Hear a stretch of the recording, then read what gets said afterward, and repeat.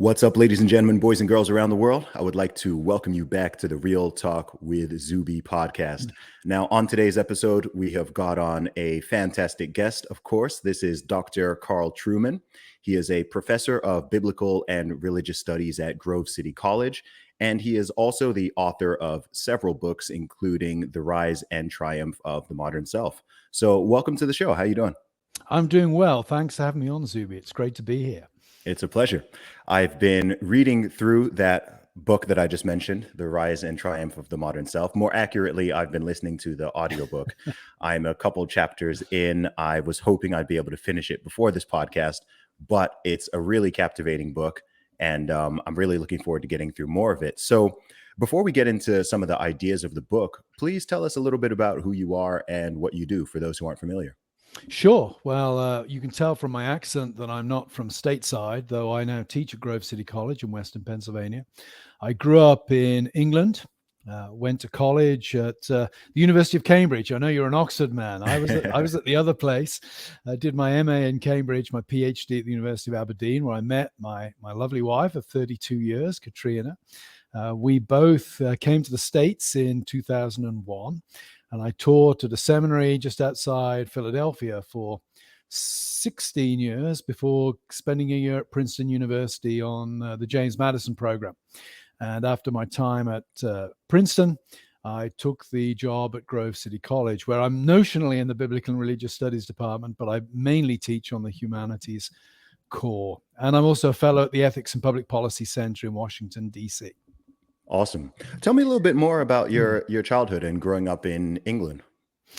Yeah, well, from the age of about 7, my parents moved from Birmingham, where I was born. Birmingham is like the Detroit of England. It was where the car industry was based.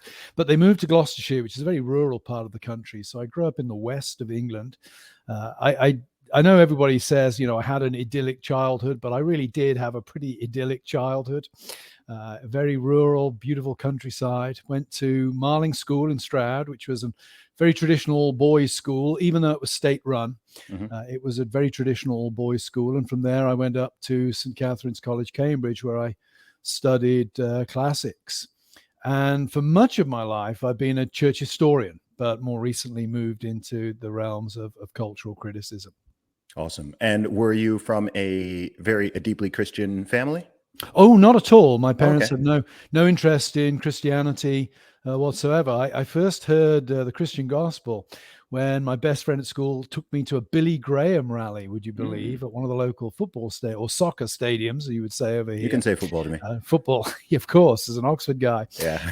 And I became interested in Christianity through hearing Billy Graham, and probably was sometime during my first year at university, reading books by Dr. James Packer that convicted me of the truth of the Christian faith. So no religious background at all. I came to Christianity not late in life, but a little later in life as an undergraduate at the university. That's so interesting. And when you moved to the USA, had you spent much time in the States prior to that, or was it your first time going there?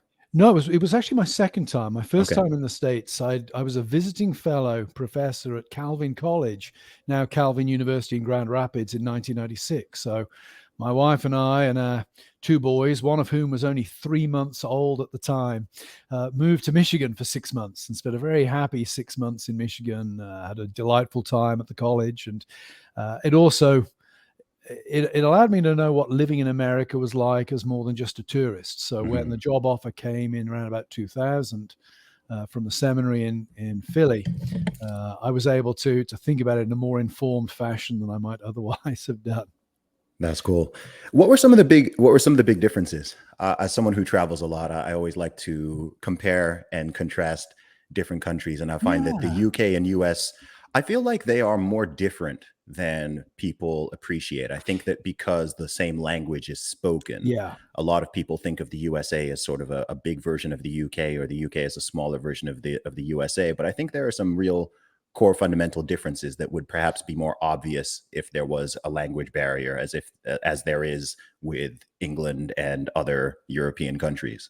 Yeah, I think that's a very astute observation. I've often thought that the language tricks us into thinking that, Britain is just an extension of the States, or the States is just a more modern version of Britain. Mm, I mean, there are a number of things I think that shape the two countries. On the negative front, I think race plays a particular mhm, dark role in American politics and public life. That I mean, it's not that there isn't racism in Britain, there is, but it's articulated differently. And I think certainly the Britain I grew up in, class mhm, was perhaps the bigger dynamic in terms of understanding politics and society than race. mhm, Uh, I think America has a much more individualistic and in some ways celebrity oriented culture. It's mhm. always intrigued me that in America, in Britain, we had David Beckham, but other than that, it's sports teams. Over here, everybody knows the big names, and the teams are almost adjunct to the name. And I think that speaks of something deep in American society, that you have a real confidence in the strong individual that we don't have in Britain. And that's not to say that Britain's right and America's wrong. It's just to comment on a difference there. And I think that also plays out in terms of attitude to the government. Mhm. I think in America, it may be changing now, but certainly the America I came to in 2001, there was a deep suspicion of government and much more confidence in private corporations. In Britain, I think there's always been much more confidence in governments and much Mhm. deeper suspicion of private corporations. So there are all kinds of interesting differences and nuances. Yeah, you've touched on several things that I've thought of as well, because that celebrity culture, it even goes into the politics, right? Yeah. So the Yeah. way politicians, I mean, to put it simply, politicians in America have merchandise. Yeah. That's very Right? interesting. You'll never see someone in Yes. the UK wearing a Boris Johnson T-shirt No, or not flying a Boris Johnson flag. That would be very strange. But here it's considered totally normal to wear a "Make America Great Again" hat or a Biden Harris T-shirt or That's anything like true. that. It's a That's multi-billion true. dollar industry. My Um, son does have a pair of Boris Johnson Y fronts, but you'll never see those. So, yeah, and the point you touched on as well, the first point here is bang on. I'd say that the USA is a more racialized society. I don't necessarily say the word racist, mm, but the lens of race yeah, is used much more, whereas in the UK you said the sort of lens of class. And I think yeah, in the States they're often conflated in a very strange way, where people just completely overlap them. And given the different history, I understand to some degree where that comes from. But even the way people talk to each other, right? In the UK, it would be very bizarre for someone to call me Black British or African British, right? That would sound right. like the strangest Yeah. thing. You'd But be, in the States, it's totally normal to say, oh, white American, Black American, African American, Asian yeah, American. They always put this, not always, but they use the prefix. And I think that keeps it in people's consciousness. And I think actually it causes people to be more divided, at least mentally, than yeah. they really need be. I often tell my American friends, like, it would be great if you guys could just call everyone American and drop the prefixes. Yeah, that's interesting. One of the things I've noticed in my 21 years here is that when we first arrived, the phrase un-American was used a lot on the Mm, news. And that seems to have disappeared from public discourse. And I wonder if that's because the notion of what it is to be an American is now so highly contested. You can only know what an un-American is if you first of all have an idea of what an American mm, is. And I've also been struck at I used to joke at times. I'd be in a faculty meeting and somebody would make a joke about American sport, and everybody, regardless of color, would laugh except for me because I'm an immigrant and I don't get what's going on. Color is one way and race is one way of looking at things, but there are other ways of dividing up the world that are also significant. But as you say, I think that term racialized, that's a mm. very profound way of thinking about American culture. Yeah. Yeah. Yeah, Very distinctive. yeah, and I think a lot of it is a hangover from the history, I presume, Oh, because I guess of yeah. course, people were artificially put in these boxes and assigned these labels. Yeah. And even though a lot of the dark and horrible stuff in that history is over and done now and has been for decades, it's still very much in the public consciousness. And I Yeah. think because as well, I love the USA. Everyone knows that. But because the truth is most Americans never leave the country.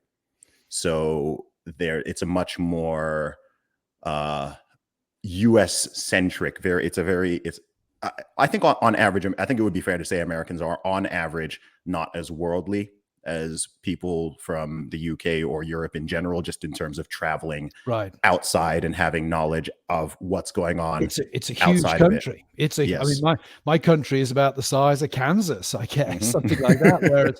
Whereas America is vast. Yeah. And it's interesting, you see, again, the history. Clearly, Britain was deeply involved in the slave trade, but it was colonial slaves. Exactly. People of color in Britain are not the direct descendants of people who are enslaved in Britain. They come as immigrants. So British racism tends to operate more along lines of immigration and less, I think, along lines of skin color, by and large. Absolutely. So as I said, I've been listening to the audiobook of The Rise and Triumph of the Modern Self. And it's such a fascinating book. Can you tell people what it is about in summary? And perhaps even more importantly, why did you choose to write it? Well, maybe I'll take the second half of that question first. I became fascinated with the question of why the sentence, "I'm a woman trapped in a man's body," had become so plausible in our culture. We all have strong opinions on whether that's a true statement or not, but I wanted to get at a slightly deeper question. Say, well, why is it that it's come to grip the popular imagination? What has to have happened within our culture for that sentence to make sense to so many different people? So the project itself really started as an attempt to get at that. What has gone on within society, particularly in the West, that makes that a plausible statement? And that led me then in an interesting direction, because it became clear to me that one cannot say that that's become plausible simply because somebody's made an argument and society has been convinced by that argument that sentence makes sense. Society's been convinced that sentence makes sense because a whole host of other things have taken place within our culture that have served to prepare the ground for the reception of that sentence. And if I could simplify the argument of the book, I might say what has happened is inner feelings and inner psychology have been granted an authority that has come to trump everything else. If I were to say, Zuby, 100 years ago, you go to the doctor and you say, "I'm a woman trapped in a man's body," the doctor, not that you would ever say that, but the doctor would say, I don't know if you're aware that I am the British women's deadlift record holder. I was very impressed, actually. That is an awesome achievement, I have to say. But your doctor would have said to you, that's a problem, but it's a problem of your mind.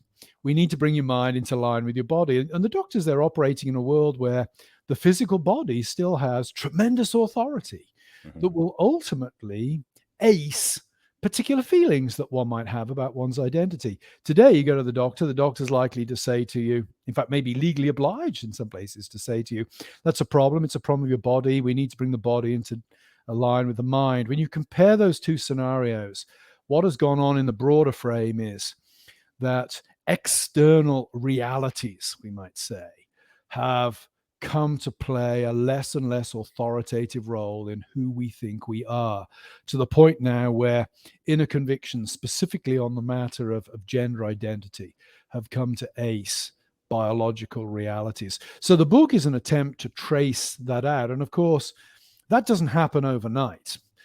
The book goes back to the mid 18th century. I could have gone back further, but somebody emailed me once and said, "Why don't you go back to the Garden of Eden and Adam and Eve?" I said, because the book would be 100,000 pages long and nobody would read it at that point. You have to start somewhere. But I started in the 18th century, where we have this move in Western Europe to start granting much greater significance to the individual's feelings than had typically been the case prior to that. And I trace the story from there right up to Bruce/Caitlyn Jenner in the present. In the book, you talk about the age that we're living in, the age of psychological man. What does that mean? In some ways, that's a term to sort of capture what I've just been talking about. And psychological man is the person who thinks that their identity is constituted by their feelings, by their inner psyche, by their inner space. But it has more, it's got implications as well. For example, psychological man will therefore have a view of happiness where happiness is feeling good. Mhm. And therefore, good and bad, good and evil start to get transformed. And that which is bad is that which stops me feeling good. That helps explain, for example, why speech has become so controversial. I'm Mhm. pretty sure when you identified as a female weightlifter, you had some pretty interesting responses there. You know, it was a joke, but people have saying this is hurtful, this is offensive, this is. Well, you know what was fun about it was that it was very much a checkmate maneuver, because the only options were to deny that I am a woman, Yeah, which you must have which, found very oppressive. yes, which would be transphobic by Yeah, the true believer's own definition, or to accept that I am a woman and therefore I am the British women's deadlift record holder. So it was quite fun, because even the people who sort of viscerally on a surface level wanted to be annoyed by it or wanted to criticize it, they didn't really have any leg to stand on. Because if they say, "Hey, that's a man, that's yeah, not really then, ooh, I mean, that's what? hurtful. Yeah, what about Caitlyn? What about Caitlyn Yeah, Jenner? I mean, if yeah, I were to say that, people would label me transphobic and say that I'm being a bigot and I'm not accepting this person. So they've kind of boxed themselves into yeah, this corner where you can, and I think a mistake a lot of people who criticize this actually is they try to use pure, logic and reason, not recognizing that the people who have reached these conclusions or who support these ideas haven't come there from a point of real logic and reason. So right. all I did was take it and say, okay, those are the rules. Okay, cool. So let's do this thing. And then I think that's a much better way to expose it. I mean, for example, the issue with women's sports, which has bizarrely been going on for, I mean, that was 3.5 years ago Yeah, where I did that. And it amazes me that this conversation and so-called debate is still raging on. And I'm like, man, I think if that's what the rules are, perhaps the best way to end this is just to have a ton of male athletes in every single sport just do what I did, yeah, yeah. and that'll simply put an end to it, because using facts and logic and reason, explaining the biological differences between male bodies and female bodies, it doesn't land with them, because they're not talking about biological reality, as you've alluded to. Yeah, and I think that goes to the heart of the issue that this is intuitive.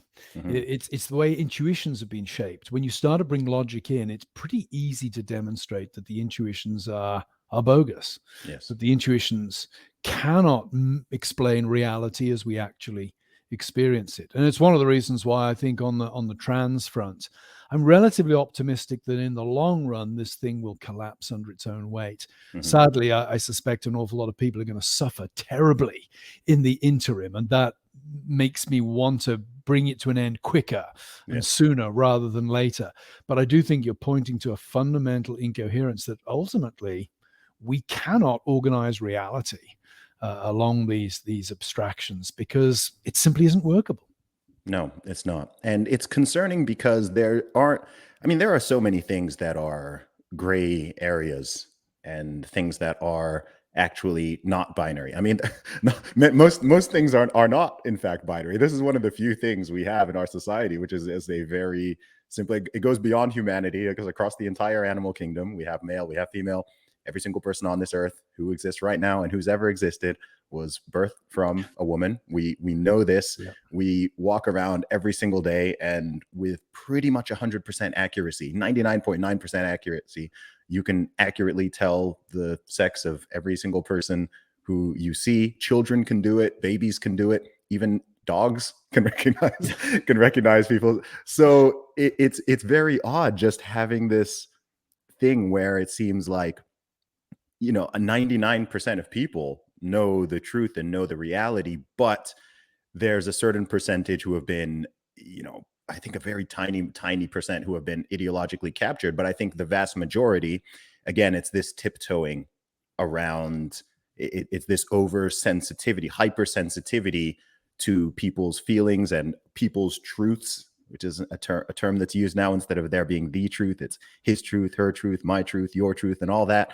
And it's very strange because it's just something that's so fundamental. And I think that's why it's captured so much interest, because the percentage of people who actually identify as transsexual or transgender, it's a very, very tiny minority. I don't think most people probably know anyone who is actually identifies as such. Yet this conversation is going on for years, and so many academics and people are really, really looking into it and thinking about it. And it's odd because on some level it seems like one of these things that doesn't really matter, right? Sometimes some people are like, oh, like why even talk about it? It doesn't matter. It's this very tiny percent. But I think the greatest concern with it, there's a lot of concerns with it, especially when it comes to things with children and what's actually being done. But it's this full wholesale assault on the truth. And I think that if the truth, if something that fundamental can be denied and rejected, or people can even be forced or bullied or pressured to reject it or act like they don't know the truth, then that doesn't bode well for the future, right? If people were out there saying that 1+1 = 3, and they're bullying and forcing and pushing people to also believe that 1+1 = 3, and they're going and they're changing school curriculums and they're doing this and this to make it that 1+1 = 3, then everyone should be concerned by that, not necessarily because they are mathematicians or because they love mathematics, but because it's an assault on the truth. And if that is given up, then what else can people be made to accept? Yeah, I think you're absolutely correct. And it goes to the title of Rod Dreher's book, Live Not by Lies. Of course, he's drawing that from Alexander Solzhenitsyn. I think what the trans movement is trying to do is force us to live by lies. I noticed even the other day, somebody sent me a link to the Pennsylvania government website, which blithely asserts that gender is not binary. And I'm thinking this website rests upon a whole highly contentious gender theory that is challenged at every single level by intelligent people. And yet now it's simply being asserted as if it was a brute fact. So I think what we're seeing is an attempt to make society conform to a lie. And that's a deep problem. And I am concerned that certainly I think it's too close to it to make an accurate call at the moment, but I think we're seeing a rise of this stuff among young people because we're training them to be confused. Yes. And I think on the back of COVID, where a lot of young people sat at home and did social media all day long, that confusion has been exacerbated. So I do think that, I agree with you. It's a small percentage of what I would describe as genuine sufferers from this. But I think at least in the short to medium term, it could be a bigger social problem because this kind of gender confusion is becoming cool and trendy. It's being promoted as such on TikTok, etc. And it has the full weight of the medical and political establishment behind it, which makes it very dangerous at this point. Yes. And it's not just ideas. I mean, you are talking about making permanent and irreversible changes to people's bodies, both adults, but especially concerning that this is crossing the boundary into children. And I think that is that's a huge glaring alarm, or it certainly should be to people. I mean, blocking puberty for gender confused kids, it's insane. I mean, puberty is actually the way of sorting out the confusion of 93% of kids, 88 to 93% of kids who are confused about their gender identity. If they go through puberty, will have that confusion solved. But that tells me, following the science, that naturally produced hormones are the way that the body solves the problem. The idea that we stop the process that solves the problem in order to allow the kid to make up their own mind, that's insane. What we're essentially doing is saying, let's really make the kid confused and stop, and then engage, as you pointed to, some fairly horrific medical treatments that can lead to sterilization. Kids will never be able to have children. No. And we're telling them they can make that decision at 12. We don't allow 12-year-old kids to decide to have tattoos. Mm-hmm. And we're saying they can make that decision age 12. Yeah. That's crazy. And And it's interesting. you're the bad person for saying that that is crazy when it is very Yeah, clearly crazy. I'm the hate monger. What's Mm-hmm. interesting, of course, is that Europe, of all places, is beginning to move away from this radicalism. Mm-hmm. The state, just at the very moment when the United States seems to be digging itself in even deeper into this ideological framework, we see Britain, for example, closing down the Tavistock Clinic, which was the Yes. flagship gender reassignment treatment center in England. We're beginning to see in Europe signs that, yeah, people are realizing that this, however well meant it may be, is actually having very, very evil and damaging consequences for young people.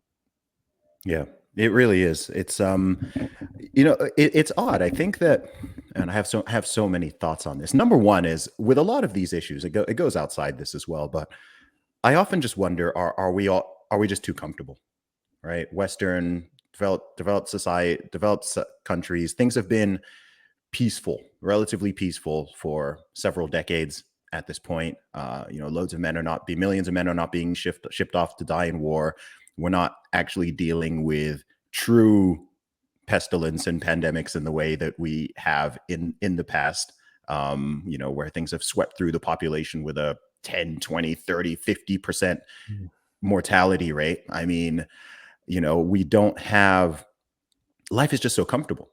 And it seems interesting to me that just as a casual observer, that it seems that when human beings, both on an individual level and on a societal and perhaps national level, when we don't have enough real problems or hardships, we go and create them.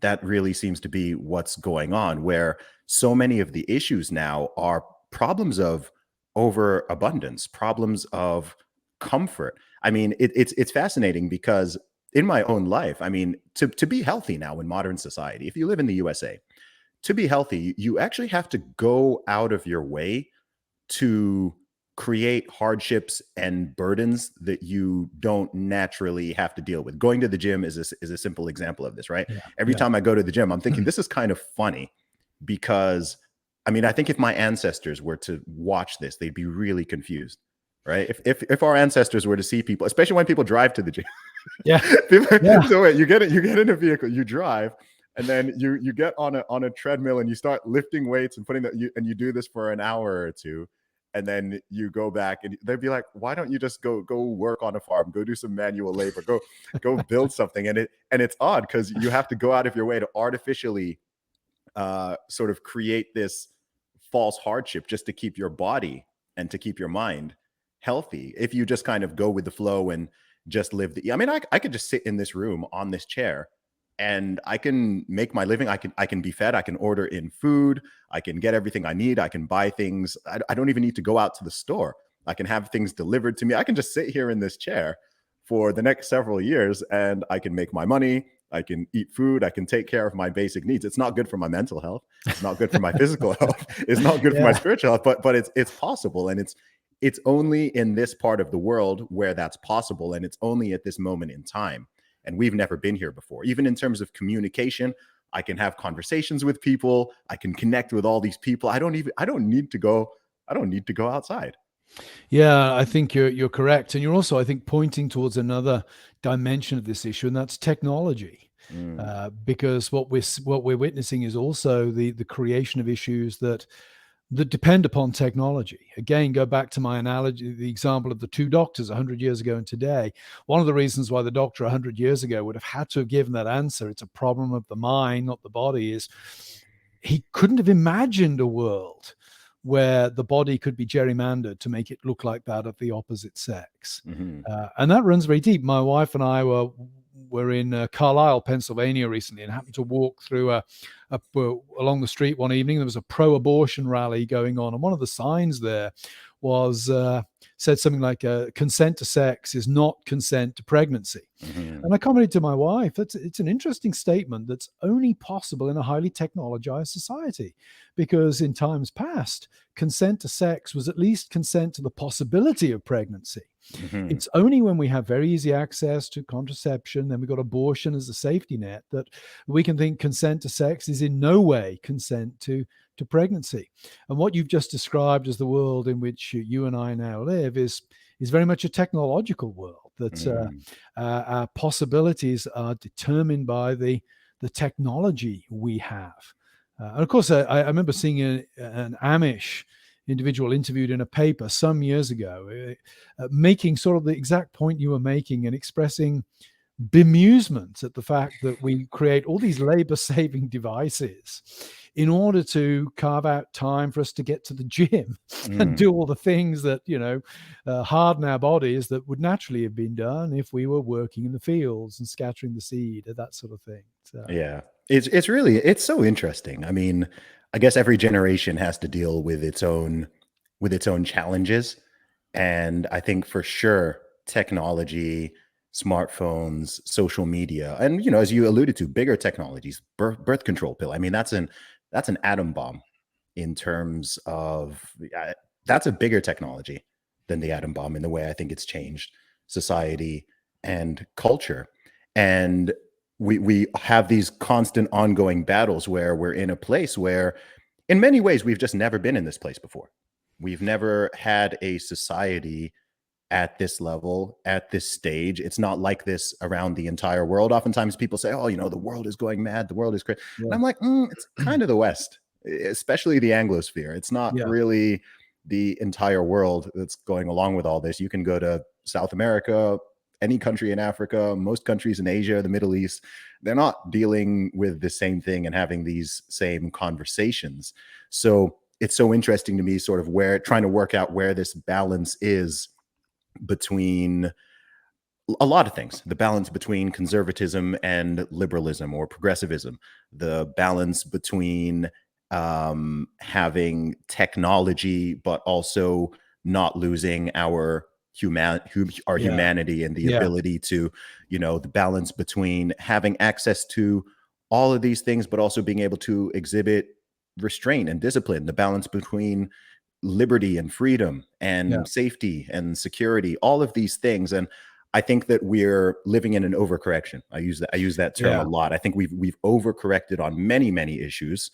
And I think that's what's causing a lot of the problems and a lot of division. I think people can look at the past and say, ooh, okay, we touched a little bit on racism in the past. I think anyone would recognize in the USA or even in the UK, like, oh, wow, there was real nasty, explicit, hardline in-law racism. That was a huge problem. People were horribly discriminated against. So, and then I often say that I think in the sort of late 90s to maybe late 2000s, we sort of struck a good balance on many of these things. And now for the past 10 years, it's been overcorrecting. So now it's like, oh, okay, people are kind of going back to some of these race essentialist ideas. They've just inverted it and they've put, now white people are bad and it's okay to discriminate against this group of people because they have the privilege and the power, and it's okay to do this, and actually it's bad to be colorblind and we should be seeing each other.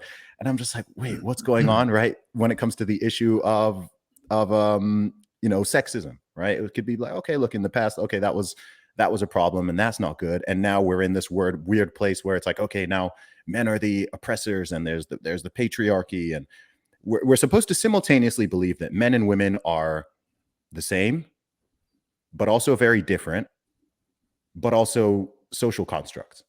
And one can be the other. And it's all very deranging and confusing. Yeah, and I think you raised the issue there of social construction. I think that's a critical point in that we're all aware that there is a significant degree of social construction. We talked earlier about the difference between Britain and America. It's not that wherever you go on the face of the globe, hey, there are human beings and they all think and act in exactly the same way because they're human. But I think in this overcorrection that you're talking about, we've moved to the realm where social construction has come to overwhelm everything.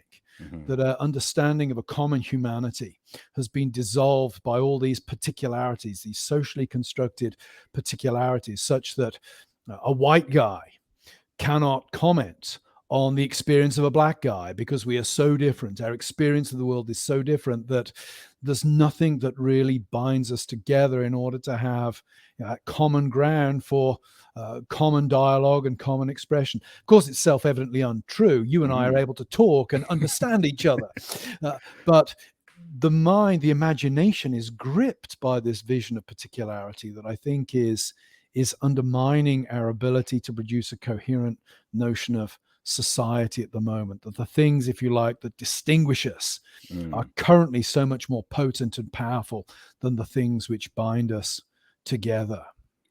Yeah. And it's interesting because it's just a rehash of the problem that existed in the past, right? That was the problem. The problem in the past when it comes to the issue of race was people are being judged and treated differently and separated and segregated and looked at this way or that way based on this immutable characteristic rather than looking at people's individuality and behavior and whatever, right? There's too much focus on this. And it's strange. That, like I said, that balance was generally struck.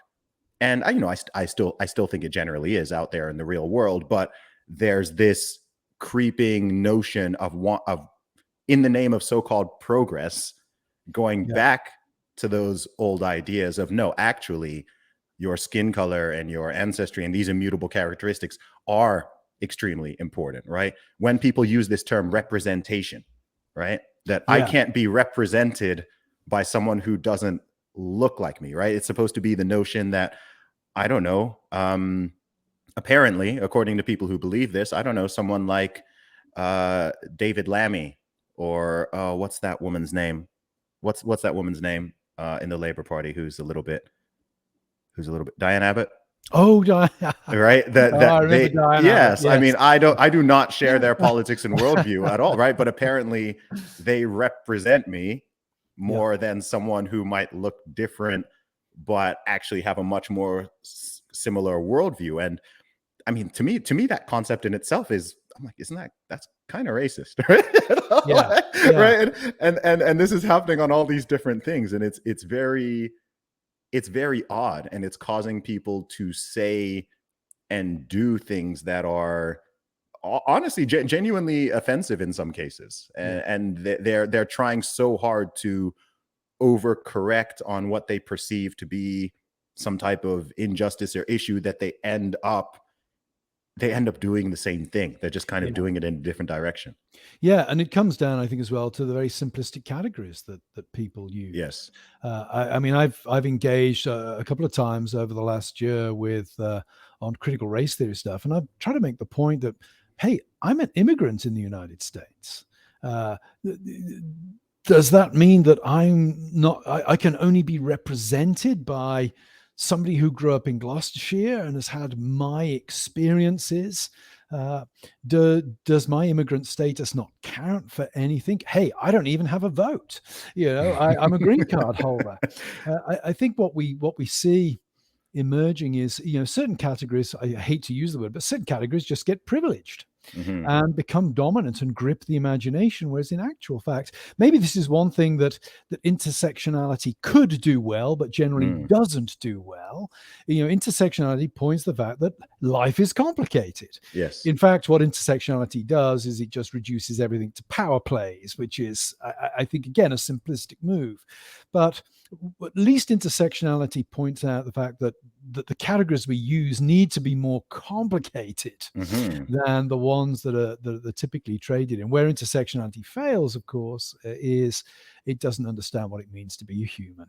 And I think that's where the big issue is. We need to recapture a common sense of humanity. Because as soon as you do that, somebody's going to say to you, yeah, but that's just a sneaky way of making white heterosexual maleness normative for human nature. And I understand, and I don't want to say that may not be a possibility. Sorry. They've gotten so silly that they would, with a serious face, say the same thing to me.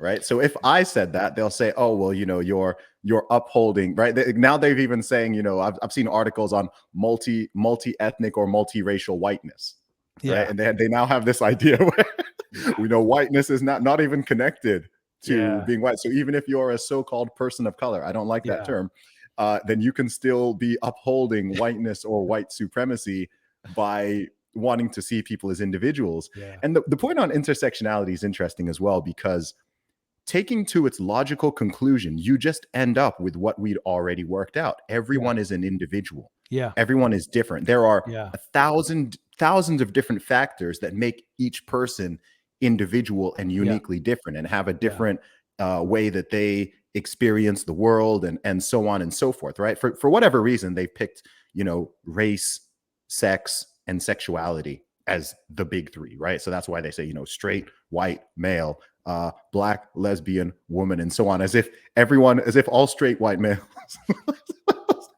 whether they're a Polish immigrant, or they're Yeah. from an aristocracy in France, or they're a working class guy in Glasgow, all these people apparently who don't even speak the same language, apparently, they all just have the same experience. They're all somehow oppressors of, and I think people also forget that so-called people of color make up, like, I don't know what, probably at least 80% of the world's population, right? Yeah. Like on a global level, like white people are very much a minority. And Yeah. even this term, I mean, white, it's very, very strange. It's such a, what's the word I'm looking for? It's just such a low resolution view of, It is. of the world, that it amazes me that people in academia and, some intellectual smart people get so caught up in this stuff, when I'm just like, man, like, it's really not. Human beings are so much more complex than that. Yeah. And I think what you're commenting on there is that there's a difference between, say, using race as one lens where one could look at a broader reality and say, well, yeah, as you've already said, race plays a factor. For me to say to you the color of your skin has no relevance to the way you've experienced the world, Zuby, that'd be self-evident nonsense. Mm-hmm.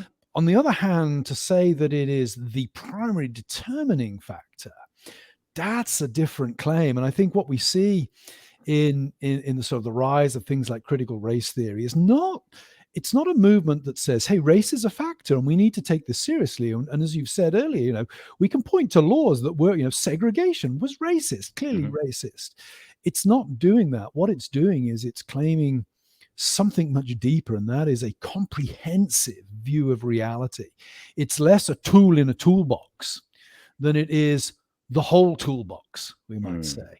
I was very grateful. I trained when I did my undergraduate work at Cambridge. I was a classics major, and I focused. One of my major focuses was ancient history, and I was very privileged to have a Marxist supervisor. And what interested me about him was I learned things from him that I consider to be good tools in trying to decode the past. Yeah, money's important. If you look at which way the money's flowing, it will give you important insights as to what's going on. Where I would break with him, though, is saying that's the only thing worth looking at. No. Yes. Class, money, these are important. They give us a facet of the truth, but we cannot reduce the truth to these things. And again, intersectionality sort of tries to play that card, but as you pointed out, it still operates along what we might call the politically correct and acceptable tram lines. Only certain categories are allowed to play with privilege in the intersectional debate. Yeah, and they miss out some really obvious ones, and some that are far more impactful, right? I mean, if you wanted to talk about the concept of privilege, right?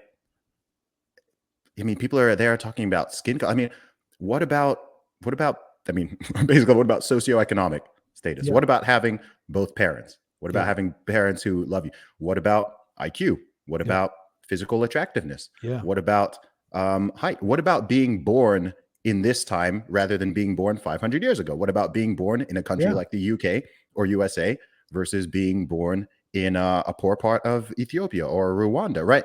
There are so many factors. And I mean, I guess I understand. I guess as human beings, we're always trying to simplify the complex world around us. And I think that some of these ideas and ideologies are very attractive to people because they take something very complex and they simplify it. So if you can just look at the world and go, okay, you know what? Rather than dealing with all this complexity, let's just assume that everything runs on a power dynamic.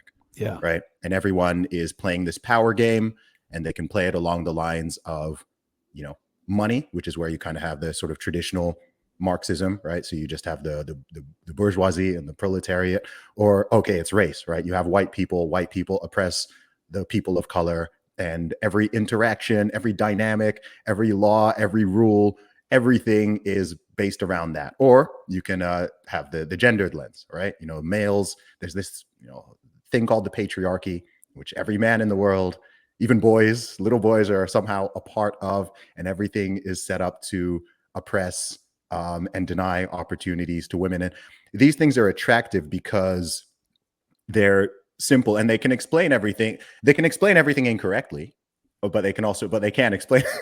They can explain everything. The problem is just that it's incorrect. It's a gross oversimplification.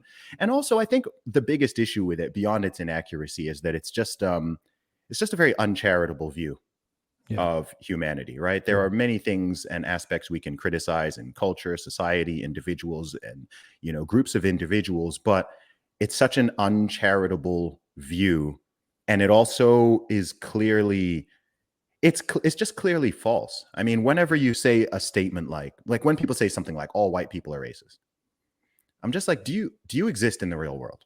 Yeah.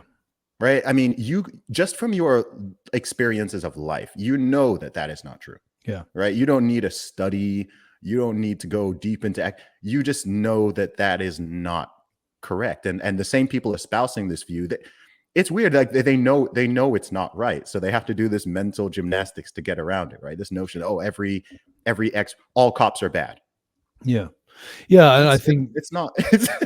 Have you interacted with police? Like, is every single one of them? I mean, come on. Simplistic views of the world are always very attractive. Views of the world that allow us to feel superior to others are very attractive. That's why racism's attractive. I think it's also why anti-racism is attractive. I also think that you're pointing there that this kind of stuff also breeds a certain ingratitude. I mean, part of his thing is, as you're speaking, it's interesting that privilege is now a bad word. Now, there are cases of saying, certain privilege can be bad, but I consider it a privilege that my mum and dad stayed together, that I grew up in a stable home. It's not a zero-sum game, by the way. My mum and dad did not stay together at the expense of some other couple getting divorced. They actually made their marriage work through the good times and the bad times. They stuck it out. They made it work. They loved each other. And it was a privilege for me to grow up in that environment. I don't feel guilty about that privilege. I feel grateful. I feel very grateful for it. It doesn't make me feel particularly righteous because, frankly, it wasn't me that achieved it. It was my parents that achieved it. But I feel grateful. And I think when we get into this, particularly as Christians, when we start to get deeply into aspects of critical theory, we need to be very careful that there are two things. There are a number of things, but at least two things that should be the hallmark of any Christian philosophy of the world, if you want, for want of a better term. One of them is forgiveness, because that lies at the heart of the Christian message, and the other one is gratitude, because Christianity is a religion of grace. If you're buying into a philosophy that has no place for forgiveness and no place for gratitude, it's not a Christian philosophy. It really is as simple as that. Absolutely. And it keeps people angry. It keeps people feeling angry, resentful. I mean, oftentimes when I look at certain ideas and worldviews and belief systems, I mean, I think an interesting actual heuristic is, are the people who believe this, espouse it, and apply it, are they happy and successful? Yeah. Right? Are the people who are doing and saying, and with some of these ideas, I mean, you look at what people call, the woke, and I'm like, these are just angry, resentful. I mean, they're not, these are not happy. These are not people who I'm like, oh, cool. I want that type of life. I mean, they're angry, and they have to be angry all the time. Like that's part of it. You have to be angry. You have to have resentment for at least some people in society. Otherwise, it takes the wind out of the sails. And I'm just like, man, I mean, what if those people took that same energy and you applied it to yourself and improving yourself and sorting out your own family and doing positive work within your own community, instead of just going out and trying to scream at everyone else and try to tear everything down and dismantle and deconstruct Yeah. everything. It's like, hey, go work on yourself, man. And Yeah. and they don't want to do that. And this is where I think that, there's a lot talked about critical theory being cultural Marxism. And there's a certain case to be made for that. But I think that another person whose analysis of ethics and morality allows us to explain critical theory is Friedrich Nietzsche and his concept of ressentiment, where he sees a lot in this world as motivated by negation, the desire to destroy, the desire to overcome, the desire to invert things. And for him, it's not a good thing. Ressentiment speaks of it. It's impossible to translate it to English, but it means something like festering, boiling resentment, whereby you constantly define yourself in negative terms over against that which you think is powerful and dominant. That's the critical theorists. I think they are, or at least the critical race theorists. They're angry. The critical gender theorists, they're angry, and they define themselves purely in terms of negation. If you ask them what the positive vision is, they find it very hard to articulate. They have this belief that, well, if we can just tear everything down, of course, utopia will somehow emerge from the ruins. That's not going to happen. No, it's also very arrogant. Oh, unbelievably. It's unbelievably arrogant to think. I mean, to me, it's like opening up. I'm not a mechanic, right? But it's like opening up popping the, opening up an engine and just taking a hammer and tools and just sort of smashing stuff around. Or I'm not a surgeon, right? But I open up a human body and I just start moving stuff around and we don't need that. Get rid of that. I don't know what that does. Let's get rid of it. Just moving stuff around and thinking that I'm somehow going to make that body or engine function better than it does. So whilst on an emotional level, I can understand sometimes why people have this reaction of, the whole thing, the whole system, we just need to rip it apart and so on. But there's this arrogance, as again, especially considering what I said before about many of these people. It's honestly, I'd say all of these people, they typically don't have their own house in order. So it's like you can't sort out your own life and get your own house in order, but you have this hubris to believe that you can completely alter society and a whole nation, and it's going to come out better, not worse. Maybe be careful with that. You can talk about smashing capitalism, and capitalism may well have its problems, but you don't want to smash it until you got something to replace it with, because an awful lot of people are going to starve if you just tear the whole system down. We better all be market gardeners, because we're going to have to find our food somewhere. Yeah, and it's also funny because it's been tried before. It's been tried, but that's the thing is just past 100 years, we have multiple instances in different countries, different parts of the world with different cultures. What happens if you just throw out capitalism and you institute, communism at the state level? What happens? Oh, okay. We tried. Okay, we tried it once. Let's try it again. Okay, horrible results again. Let's try it again. And so I'm like, this is no longer experimental. Even it's like, oh, look, we know where this goes. We can accept that. Yes, I'm a free market capitalist, but I can understand that there can be perverse incentives with certain things when everything is driven by a profit motive, and there are some checks and balances that perhaps might be needed to stop.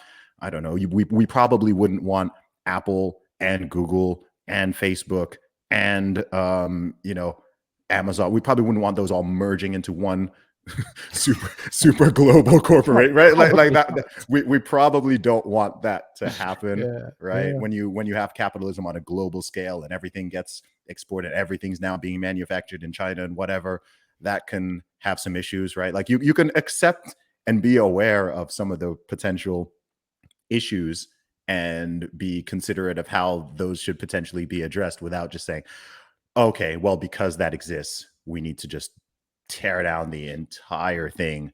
And it also just denies the reality of another problem with some of these ideas is they just deny human nature.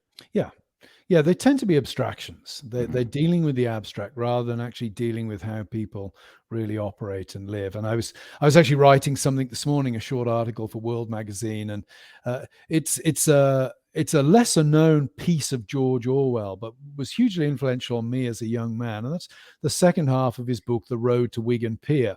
First half is really Orwell's travelogue of traveling through the north of England during the Great Depression and witnessing real poverty.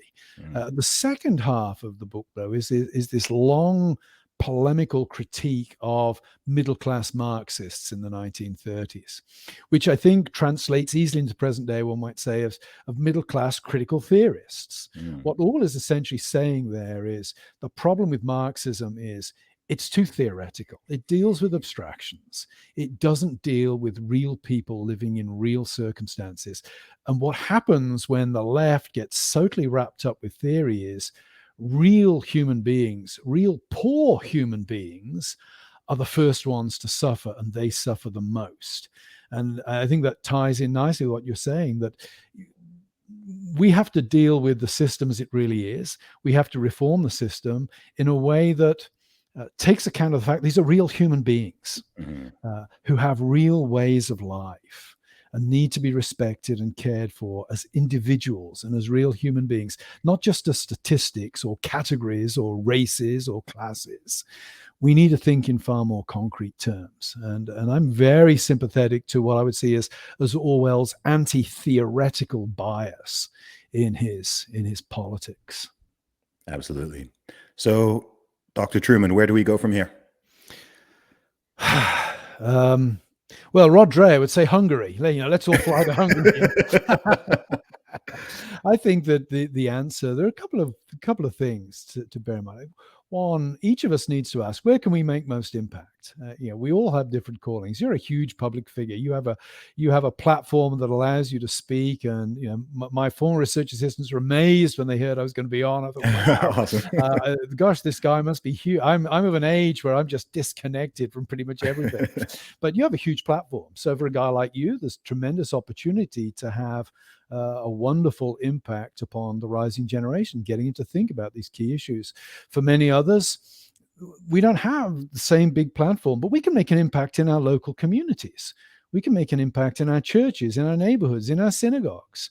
We can make an impact in our workplace. And I think I would like to see people in the next decade turning away from the abstractions of social media, if you like, where people are just pixels on a screen, and reconnecting with real communities, real human beings, making a difference where I think God has placed us to make a difference. So for me, the first thing we've got to do is recapture a local vision, if you like, or most of us have to recapture a local vision. There are national figures, but most of us are not national figures. We might like to think we are because of our Twitter accounts, but in actual fact, we're local figures, and we can make an impact in our local communities. And that's where I'd like to see. And my wife and I love writing, I love traveling and speaking, but the thing I love most is being in the classroom at Grove City College and then opening my house for hospitality to students, because that's where I engage with real people and that's where I can make a real impact. I love that. I think we need to use technology to enhance and deepen our human connections rather than replace them or push us further and further away from each other. Use technology to respect the real and enhance the real rather than to replace and supplant the real. Yeah, I love that. Carl, where can people find you online? I don't do social media, and I don't publish anything that doesn't go through an editor. So, but I don't trust myself, essentially. So the places to find me would be firstthings.com. I write every 2 weeks. I write a column for the First Things website. It's a website devoted really to sort of religious conservatism, not exclusively Christian, but primarily Christian. And I also do an op-ed column for World Opinions online every 2 weeks as well. So First Things and World would be the places to find me. Awesome. And where can people get your book? You can buy it. You can buy it from the Beast. You can buy it from Amazon. You can buy it direct from Crossway. You could probably find it at Eighth Day Books, which is the best bookstore in the United States, down in Kansas. So Eighth Day Books would be a place to get it, but you'll find it in Amazon at Crossway. Awesome, Dr. Carl Trueman. Thank you so much for coming on the show. Thanks for having me. It's been a real pleasure.